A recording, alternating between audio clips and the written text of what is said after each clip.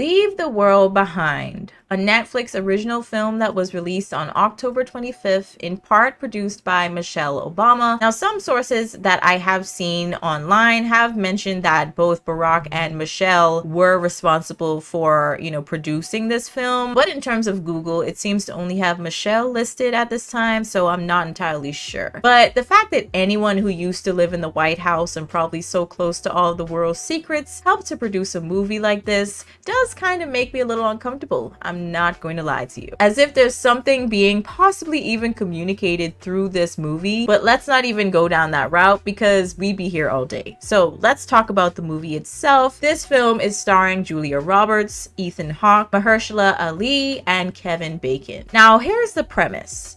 A family vacation on Long Island is interrupted by two strangers bearing news of a blackout. As the threat grows, both families must decide how best to survive the potential crisis, all while grappling with their own place in this collapsing world. So you can already tell where this is kind of going, but regardless, we're going to get into the storyline and, of course, the course of events that transpire. So we open to Amanda, the wife to Clay and mother to their kids, Archie and Rose. She wakes up and is packing to go on a spontaneous family trip out of town because she wants to chase a zest that's kind of missing in her life at the moment. So they go to check into the house that they're renting out. Everything's going pretty well until they get to the beach, and that's when they spot a ship on the horizon. They pay it no mind at first, but quickly realize that it's actually barreling straight towards them. And now they find themselves running to get out of the way until the ship runs aground onto the sand. Now they're back at their rental home trying to figure out what that was all about, and they quickly realize the internet is out and they have no service to make calls. Shortly after this, the house owner G.H. Scott returns with his daughter Ruth in the middle of the night, talking about coming in and staying with the Sanfords, at least until the storm dies down and they figure out what exactly is going on with the cell service and Wi-Fi. Clay, the husband, just out of nowhere says yes to them staying, but Amanda clearly doesn't trust them and proceeds to interrogate GH until she feels as though he presented enough proof that he and his daughter were who they said they were. Now, GH and Ruth, even though this technically was their house, we find out later, agrees to sleep in the basement just so that Amanda and Clay can feel more comfortable. So the next day, Amanda gets a notification on her phone that there were actually hackers behind the service outage, but right before being able to show Clay, it disappears. So right around here is where I get a little suspicious of GH and Ruth. Like, maybe they know a little bit more about this outage than we initially thought. But eventually we do find out that GH actually knows something, but he wasn't actually involved in what was going on. Clay and Amanda's daughter Rose eventually start seeing these deer in the bushes, which we soon find out was actually due to a change in frequency, which resulted in some unusual patterns with the animals, because there was a later scene where we actually saw some flamingos.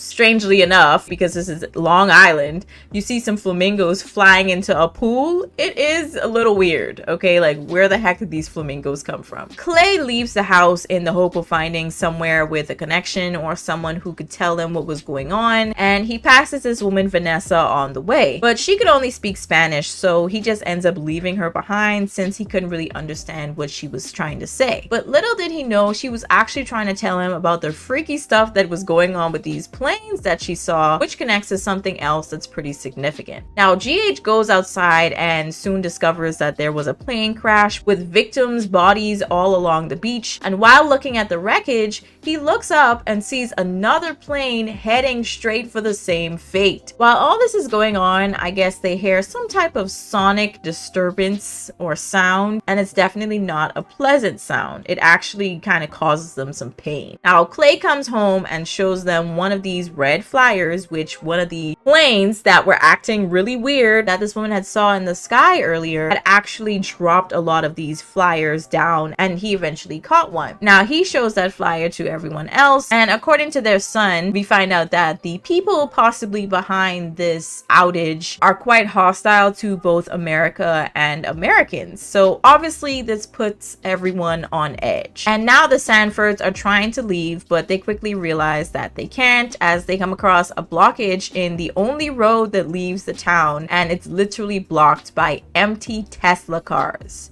How creepy is that, honestly? All of these cars were new, so that meant that they more than likely had their self-drive feature activated and they drove themselves right off the lot and into the traffic, and they just started crashing into each other, forming this blockage. So the Sanfords eventually decide to just go back to the house because they didn't really have much of a choice, and we find out that GH's wife and Ruth's mother was in another country while all of this is going down, and of course they're worried that they'll never get to see her again, especially after seeing those plane crashes. So they're all trying to get to know each other better, and later that night they hear that screeching sound again, and the next day the Sanford son Archie literally just starts pulling out his teeth because they were just that loose, and they're now thinking that he has some type of illness. So GH decides to take Clay and Archie over to Danny's house, and Danny's actually a past contractor that he had working on his house before. So he does that to see if he could give Archie some type of medication to help with what's going on with him, but it turns into a standoff. They try to offer him money, and eventually they do come to an agreement, and he gives them some meds for Archie. And they also find out from Danny that the screeching noise that they heard could have something to do with Archie losing his teeth. Eventually Rose goes missing, and in the process of trying to find her,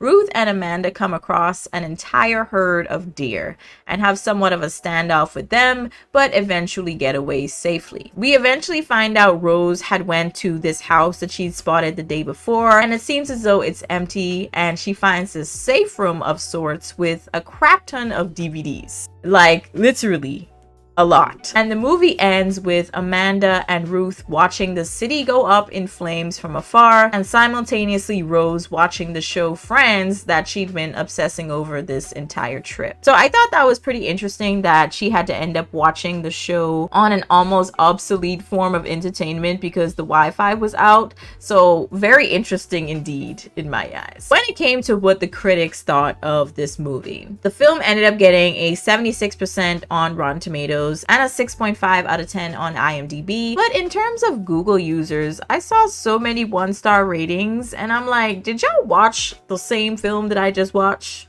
I'm just curious. Now, I personally think this was absolutely crazy, and even crazier knowing that the Obamas executive produced it. It really made the film even scarier for me. Obviously, that can take us down another route of more conspiracies than anything else, but you can't help but ask a whole lot of questions. They said it's based on a book by the same name by the author Rumin Alam. Hopefully I'm saying that correctly. But now I'm wondering where this author got their ideas from. Like, what type of dreams are they having? But in all seriousness, it really brings up a lot of questions surrounding technology and its advances and how it could possibly be used against us in some way at some point, or even to someone's advantage, maybe even in warfare to be more specific. It is a pretty scary thought, but could possibly become all too real. So you guys let me know what your thoughts are. I honestly feel like this is not a film that you could just listen to in the background and occasionally glance up from what you're doing to, look at. This is a film that you have to sit and watch the entire time, or you're gonna miss it. You're gonna miss the key points, okay? So I just think this movie is something that a lot of people maybe aren't really paying that much attention to, but yeah, it's scary to me, honestly. It's mainly because it's something that could possibly happen. It kind of reminded me of Squid Games a little bit because it is something that I think could be real or could become real, which makes it even freakier. So you guys let me know. I mean, I'm hoping to God that it doesn't, because this was very freaky. Okay, it definitely terrified me. But y'all let me know your thoughts down in the comments. I'll catch you guys in the next one. Peace.